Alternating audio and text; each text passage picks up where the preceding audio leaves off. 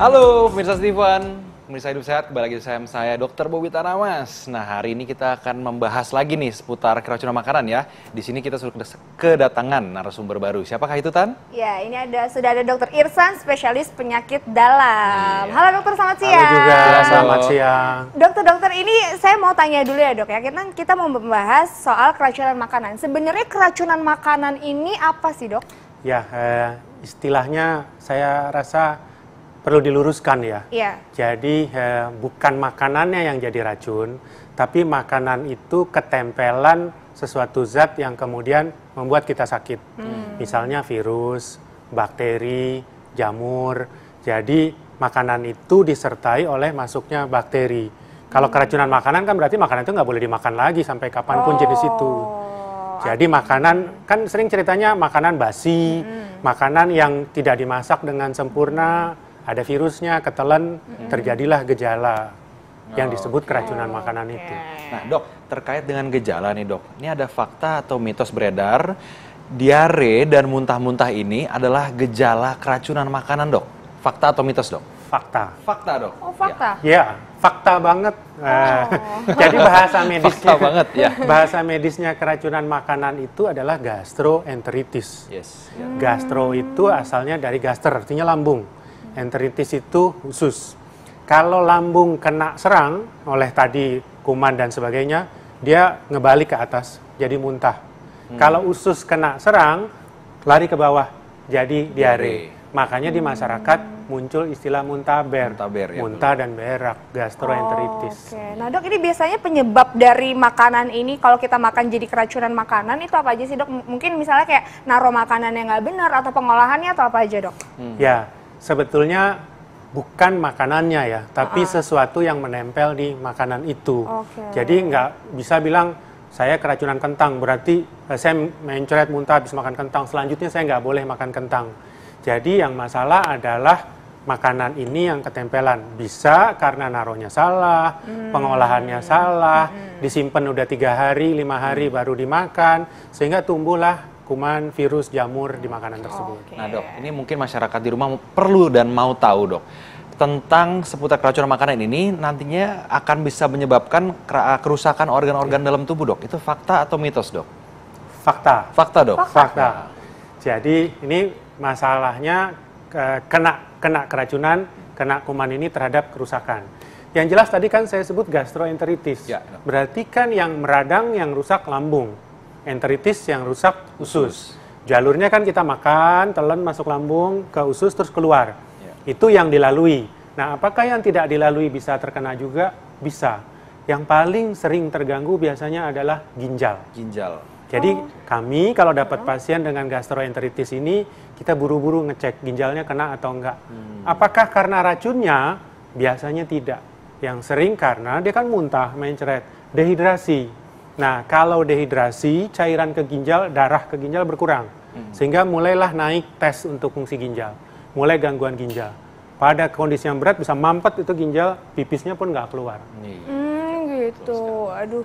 Nah dok, ini paling banyak banget nih ya dok, fakta dan mitos yang beredar. Nih katanya kalau kita ngerasa keracunan makanan, ini minum air kelapa bisa mengatasi keracunan makanan itu. Mungkin ini apa ya, mungkin ini tindakan pertama. Ini fakta atau mitos, tapi jangan dijawab dulu dok. Pemirsa, nanti kita temukan jawabannya sesaat lagi. Jangan kemana-mana, tetap di Hidup Sehat. Kembali lagi pemirsa di Hidup Sehat. Nah itu tadi gambar ilustrasi mengenai kondisi yang ada di dalam sistem pencernaan kita. Nah Tan, tadi ada pertanyaan yang belum dijawab kayaknya Tan. Iya, nah dok, ini fakta atau mitos ya dok ya? Ini banyak banget fakta dan mitos yang beredar, soalnya katanya mengkonsumsi air kelapa ini bisa membantu mengatasi keracunan makanan. Ini fakta atau mitos? Jawabannya mitos. Wah mitos dok? Ya. Waduh. Nah, memang air kelapa ini sangat-sangat populer dalam mengobati muntah dan diare. Sangat-sangat populer, bukan hanya di Indonesia. Kalau kita lihat datanya itu bahkan sampai ke Afrika. Air kelapa bagus untuk mengatasi, anggaplah kita namakan keracunan.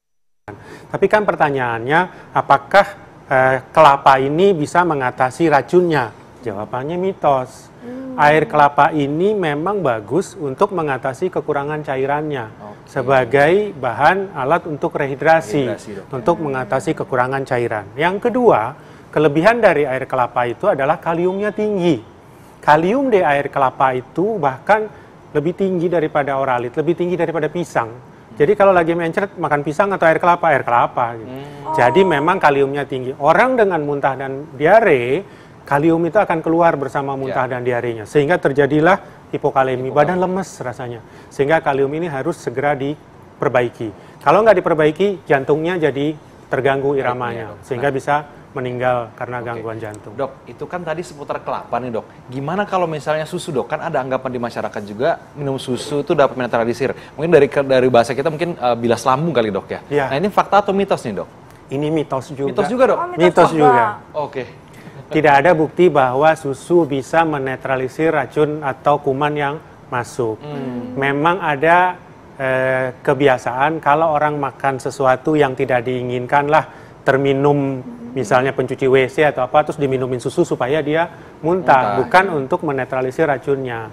Bahkan ada anjuran pada orang-orang yang kurang tahan atau sensitif susu, jangan minum susu pada saat dia keracunan makanan. Oh, nah dok, ini kan tadi kan ternyata katanya susu steril, terus juga apa tadi air kelapa itu bukan untuk mengatasi, ya itu mitos semuanya. Mitos, Nah dok, jadi kalau misalnya ada orang nih keracunan makanan, yang paling pertama kali harus dilakukan tuh apa dok? Karena kan banyak banget nih fakta mitos yang beredar di masyarakat. Jadi ini ternyata ini kan semuanya mitos nih. Ini apa nih dok yang harus pertama kali? Pertolongan pertama mungkin ya? Saya koreksi dulu, air kelapa itu bukan tidak baik, baik. Cuma tadi saya katakan mitos karena bukan air kelapanya yang melawan racun. Nah, sekarang apa yang harus dilakukan? Kami biasa jawab rehidrasi, rehidrasi, rehidrasi. Apa rehidrasi? Minum. Mau air kelapa, mau air putih dikasih gula garam, pokoknya minum.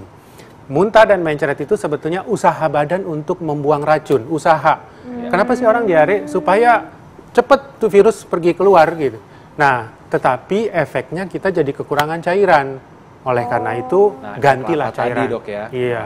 Oh, nah dok ini berarti kalau orang-orang yang habis dibilang keracunan makanan terus jadi diare dan muntah itu ternyata efek bagus badan yang langsung kayak mendeteksi wah harus ngeluarin racunnya itu. Iya, oh, betul. Berarti tapi memang ada batasannya ya dok. Itu yang bikin jadi berbahaya ya. Betul sekali. Ya. Nah dok, tapi terkait dengan ini dok, ada juga fakta dan mitos nih dok. Katanya jangan konsumsi obat mual kalau lagi keracunan dok. Nah, fakta atau mitos dok? ini mitos. Itu mitos lagi dok? Mitos. Tiga Banyak kali mitosnya betul, hari mitos ini. semua. Nah, ini pertanyaan bagus atau pernyataan yang bagus. Kelihatannya memang benar. Kan tadi saya bilang usaha badan untuk buang racun. Ya. Kalau kita minum, jangan-jangan udah berhenti terus nggak keluar kumannya. Ya kan? Jadi biarin aja itu keluar. Tidak, kita kadang-kadang butuh. Kalau muntahnya hebat, siapa sih yang mau tiap 5 menit muntah, 5 menit muntah, ke WC tiap 10 menit, di stop pakai obat itu.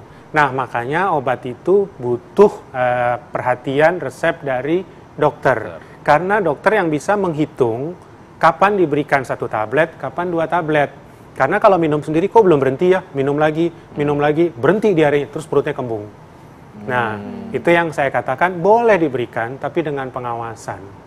Oke, dengan pengawasan ya. Ada, Jadi, harus ada pengawasan dan juga perhatian. Tapi bukan cuma obat doang dok yang butuh perhatian. Intan juga butuh perhatian dok. ini yang saya tunggu-tunggu dari tadi, Intan akhirnya berbicara seperti ini. Oh, dokter Bobi minta dikodein. Enggak. Dok, ini kan berarti dokter bilang kan kalau misal pertama kali harus rehidrasi ya, harus banyak minum air putih, air kelapa atau air apapun yang bagus. Nah, tapi kapan nih dok? Waktu ini adalah sinyal waktu kita sudah harus periksa ke dokter nih dok. Ya, bagus. Dehidrasi itu ada ringan, sedang, berat. Ya, dehidrasi ringan paling berasa lemes saja. Tapi kalau sudah ngangkat tangan pun udah nggak kuat, kulit keriput, suara serak, lidah kering, itu sudah sedang sampai berat. Itu harus ke dokter. Pokoknya yang mengancam adalah dehidrasinya. Jangan memaksakan dalam kondisi dehidrasi di rumah saja. Harus ke dokter. Mungkin perlu diinfus. Oh gitu. Jadi itu pertolongannya emang ada di infus atau apapun yang mungkin dari dokternya dok. Karena tiap dia minum keluar, ya harus pakai infus. Iya. Oke. Terima kasih Dokter Irsa atas penjelasan Terima yang kasih sangat dokter. edukatif dan informatif ya dok. Iya, ini udah ada suara-suara ini berarti udah 1 jam ya kita menemani Udah nggak pemirsa terasa ya. ya 60 menit kita menemani pemirsa di rumah. Iya, jangan lupa untuk terus saksikan Hidup Sehat setiap Senin sampai Jumat jam 1 sampai jam 2 siang hanya di TV One.